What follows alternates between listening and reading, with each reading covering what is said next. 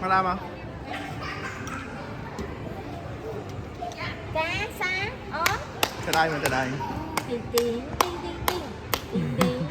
tiền tiền nói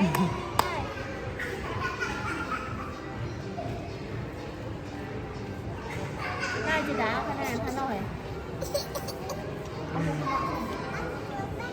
có chị ốc mà ớt không cơm hay không ก่อน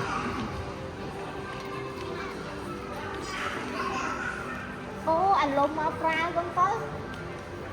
fra con tới cảm ơn mẹ anh lùm mà fra con tới fra con tới tôi sạch ngay mà khỏi đi kiệt em ao giờ đo liền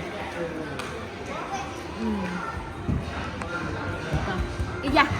đi ra bạn mình ôm Tata, đi oh. ôi giờ chị đâu sao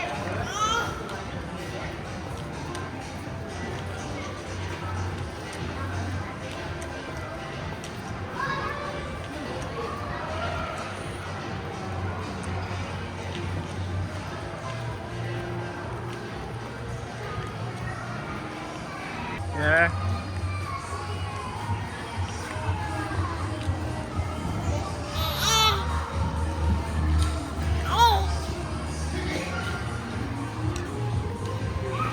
trong cái đông xa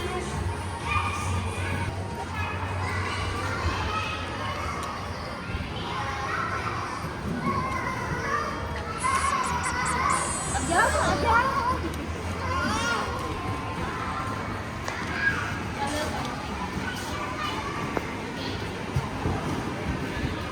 nó phải chơi gạo nó phải chơi nó phải chơi mắt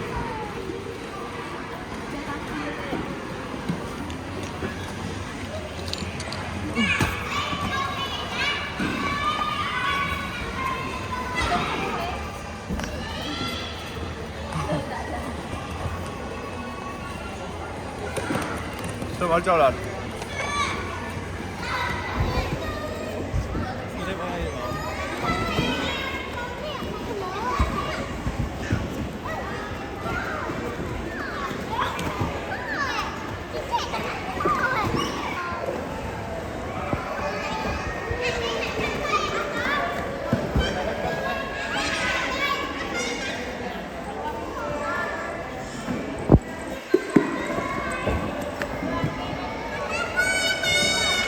cho vào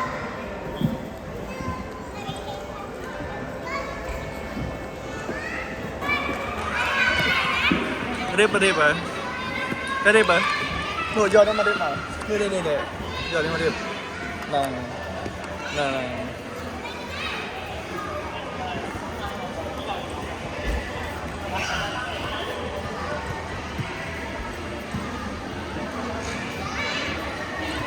rip ơi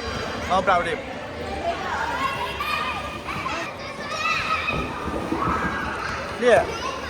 nè giờ mà rip